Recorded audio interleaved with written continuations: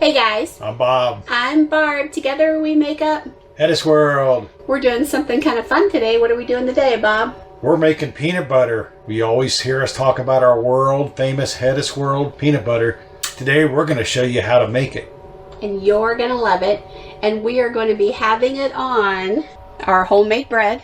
Yep. Which I'll link the link below. And later we're going to have peanut butter and jelly sandwiches. Awesome. So stay tuned.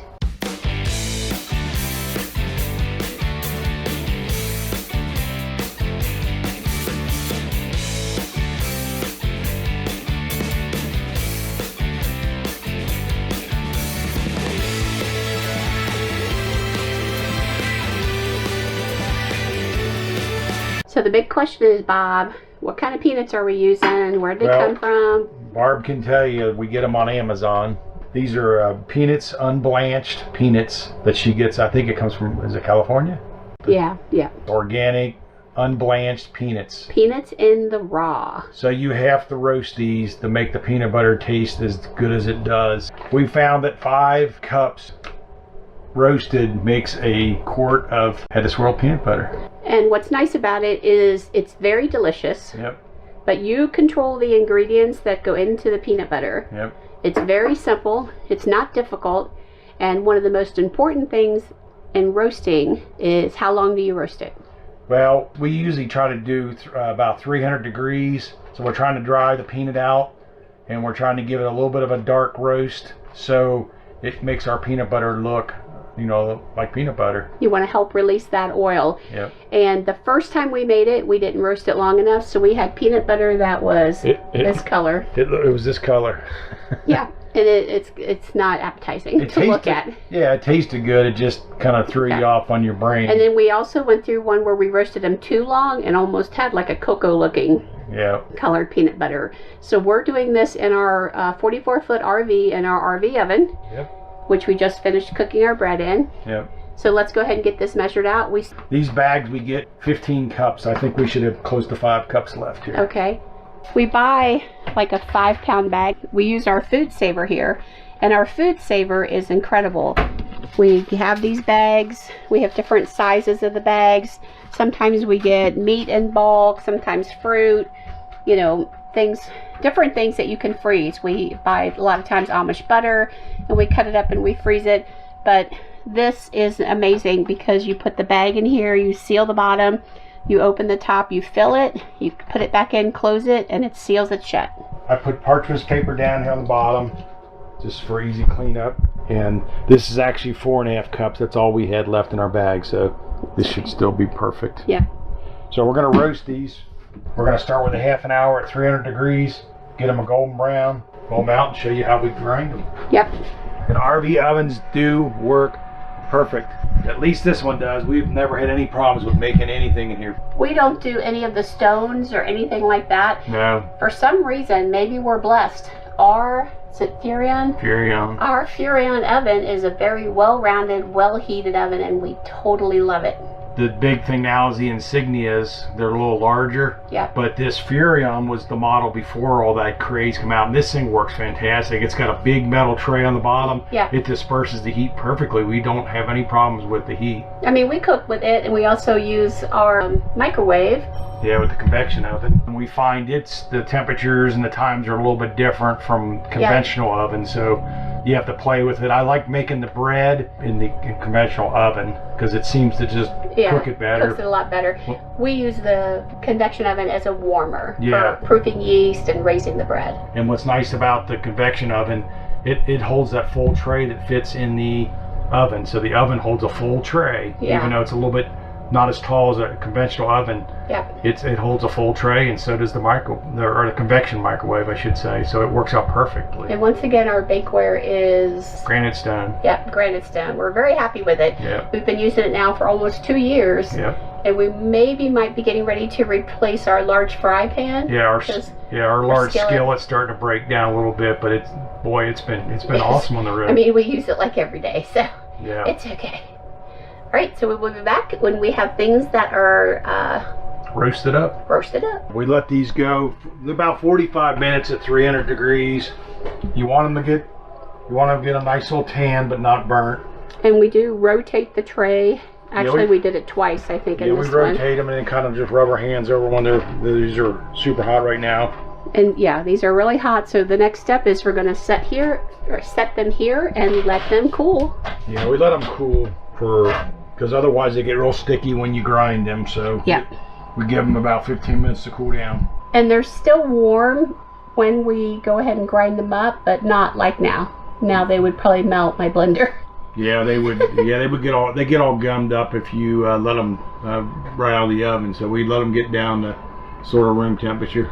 Now that we have these nuts all roasted, we're going to get them into the Ninja and grind them without trying to make a big mess.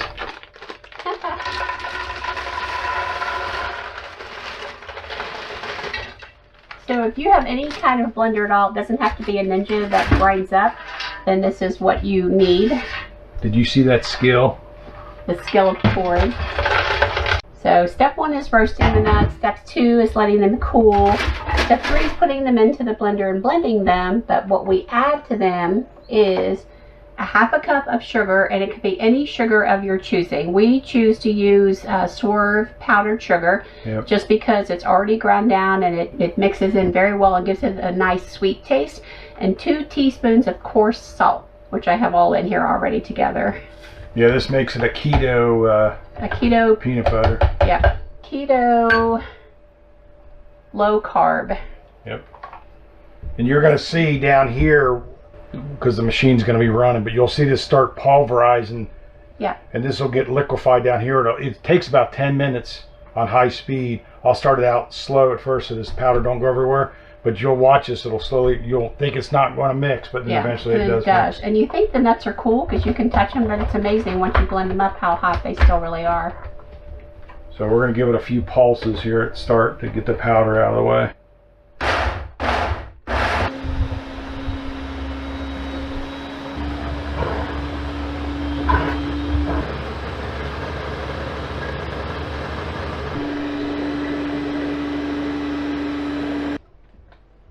Okay, like with all good recipes, we need to scrape it down just to make sure we get all the stuff mixed in there good. And you can see on this bottom here, I'll point my finger, it's starting to liquefy down here, and that's going to eventually work through the whole thing, but it takes, what, 10 minutes at least? Yeah, so you do need a good little spatula.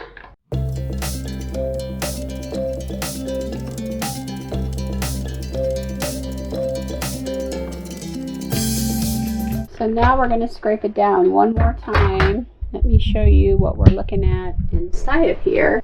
This is the point where maybe you want to do a taste test, because you want to make sure you've got the right amount of sugar and salt in there. Because some people like it sweeter, some people like it less. You can start out with less sugar. Yeah, you don't have to put either in there if you don't want. Yeah. You can have it just plain. Yep, you can have it plain. You can start out with less sugar and salt, add it.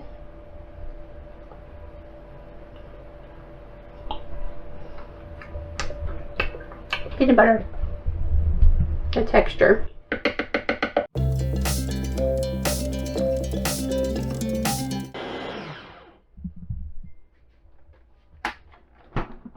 Alright, that's about 10 minutes right there.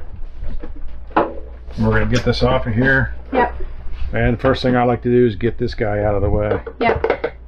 And make sure you scrape up all the peanut buttery goodness. Yep. We're going to get most of it off here. And then we'll show you a trick on how we even clean the blender in an RV. We find that 2 teaspoons of the coarse salt and a half cup of sugar is just perfect for us. Not too sweet for him, sweet enough for me. And now we're going to put it into our jar.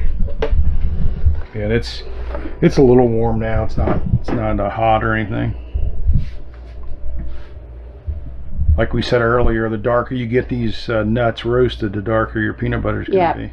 If your nuts are white, you're going to have you're going to have white peanut butter. Yeah, we find these nuts to be really gluey, or really got a lot of texture if they're not roasted right. Yeah, gummy. It's gummy, yeah, it don't taste. Yeah, this is perfect. You can see it's got that peanut butter consistency. It does get a little bit stiffer.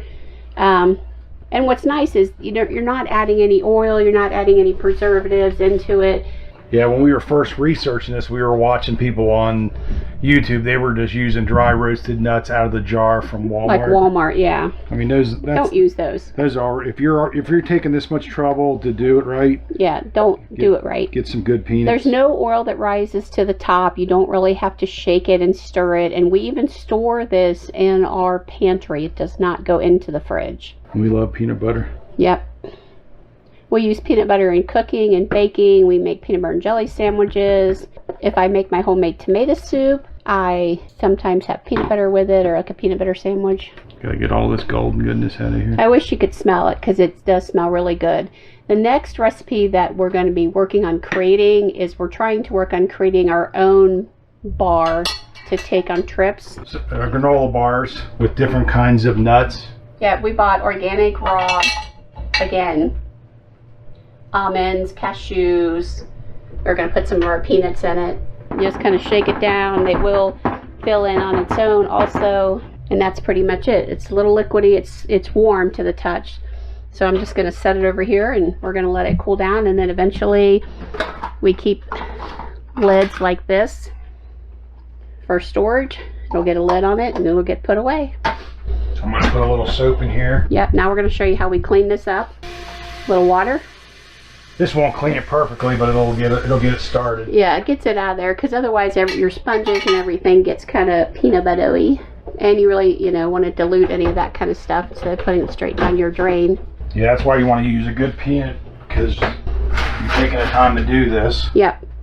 And it takes, how long again to roast the peanuts, Bob? About 30 minutes? About 45 at 300. I mean, as dark as you want them, I guess. Yeah, 30 to 45 minutes. And then you let them cool for 15 and then blend it up, so an hour and 15 minutes or whatever of your life. So this completes our video on making healthy recipes in a 44-foot RV low-carb keto style. Yep. So peanut butter, let us know if you're going to make this and what you think about it. Please give us a thumbs up. Please smash up that notification bell. Please give us your comments. We love the comments. Keep them coming. So remember, we're HetteshWorld. Come travel in our amazing kitchen world. Bye.